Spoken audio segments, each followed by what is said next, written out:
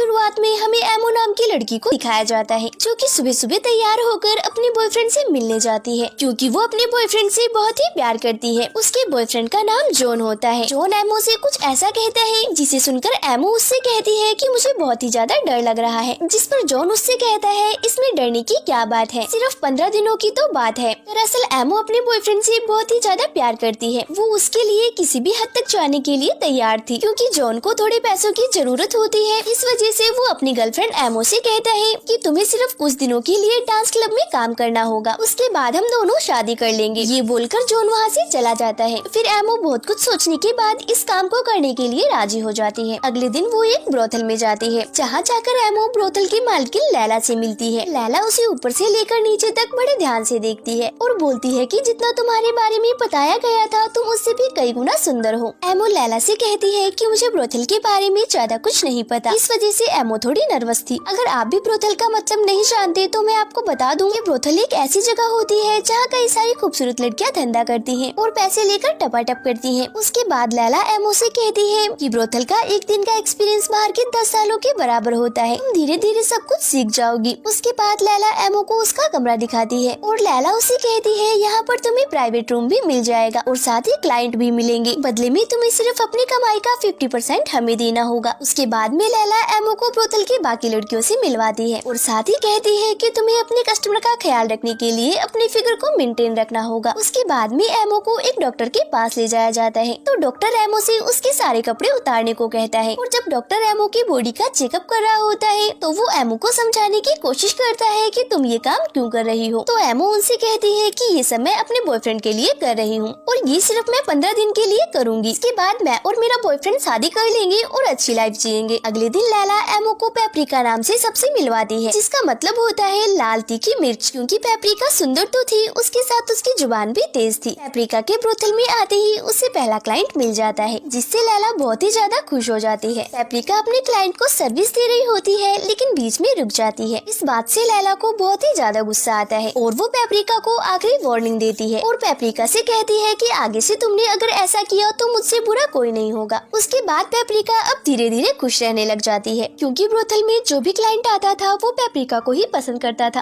अब पेपरिका पीछे बीते 15 दिनों में 40 लोगों के साथ टपाटप करके सर्विस दे चुकी थी, जिससे उसके पास बहुत सारे पैसे इकट्ठा हो जाते हैं। अब लैला भी पेपरिका से बहुत ही ज्यादा खुश हो जाती है, क्योंकि पेपरिका ने पिछले 15 दिनों में ब्रोथल में 4 चांद लगा दिए थे। पेपरिका की खूबसूरती देखते हुए वहाँ पर मौजूद लड़कियाँ भी पेपरिका से अपनी जिस्मानी प्यास बुझाती है। ये बात पेपरिका लैला को बताती है, जिससे लैला को भी बहुत अच्छा लगता है और फाइनली लैला भी पेपरिका से सर्विस लेती है। उसके बाद पेपरिका की फ्रेंडशिप उसी के एक क्लाइंट फ्रैंको के साथ हो जाती है, क्योंकि फ्रैंको अक्सर वहाँ आकर पेपरिका से सर्विस लिया करता था। अब फ्रैंको कहीं ना कहीं पेपरिका से प्यार करने लगा था, इसलिए वो उससे कहता है कि तुम ये काम छोड़ दो, जिस पर पेपरिका उससे कहती है कि मेरा बॉयफ्रेंड बाहर गया हुआ है, वो अपना काम निपटाकर जल्द ही वापस आ जाएगा, तो हम दोनों शादी कर लेंगे और एक अच्छी लाइफ जिएंगे। उसके बाद पेपरिका अपने बॉयफ्रेंड को फोन लगाती है, लेकिन उसका बॉयफ्रेंड उसका फोन नहीं उठाता, जिस वजह से पेपरिका अपसेट हो जाती है। तो पेपरिका अपना मूड ठीक करने के लिए डिनर पर अपने फ्रेंड फ्रैंको के साथ जाती है, जहाँ पर उसका बॉयफ्रेंड किसी और लड़की के साथ उसे दिखाई देता है। तो पेपरिका अपने बॉयफ्रेंड के पास जाती है और पूछती है कि तुम लंदन से कब आए और ये लड़की कौन है। तो वो लड़की पेपरिका से पूछती है कि तुम कौन हो। तो पेपरिका उसे कहती है कि मैं इसकी गर्लफ्रेंड हूँ। तो ये सुनकर लड़की हंसने लग जाती है और बोलती है कि पिछले 3 सालों से मैं इसकी गर्लफ्रेंड हूँ, और ये बोलकर वो लड़की वहाँ से चली जाती है। फिर जॉन उसके पीछे उसे मनाने के लिए चला जाता है। ये सब देखकर पेपरिका को बहुत दुख होता है। पेपरिका अंदर से टूट जाती है और वो सोचती है कि जिसके लिए वो इतना सब कुछ कर रही थी वो एक नंबर का टर्की धोखेबाज निकला। फिर पेपरिका वहीं पर रोने लग जाती है, जिसका फायदा फ्रैंको उठाता है। वो उसे अपने घर ले जाता है और उसके साथ खूब टपाटप करता है। अगले दिन पेपरिका फ्रैंको के लिए ब्रेकफास्ट तैयार करके लाती है। फ्रैंको उसे कहता है कि मैं बहुत ही जल्द कैप्टन बनने वाला हूँ, तो क्या तुम मेरी वाइफ बनोगी। तो पेपरिका उसे साफ मना कर देती है, क्योंकि हाल ही में पेपरिका को प्यार में धोखा मिला होता है, उसे प्यार पर भरोसा नहीं रहा। वो कहती है कि मैं अब भी ब्रोथल में काम करूंगी, लेकिन सिर्फ अपने लिए। अगले दिन पेपरिका से मिलने उसका बॉयफ्रेंड जॉन आता है और उसे कहता है कि तुम यहाँ पर जितनी भी कमाई करती हो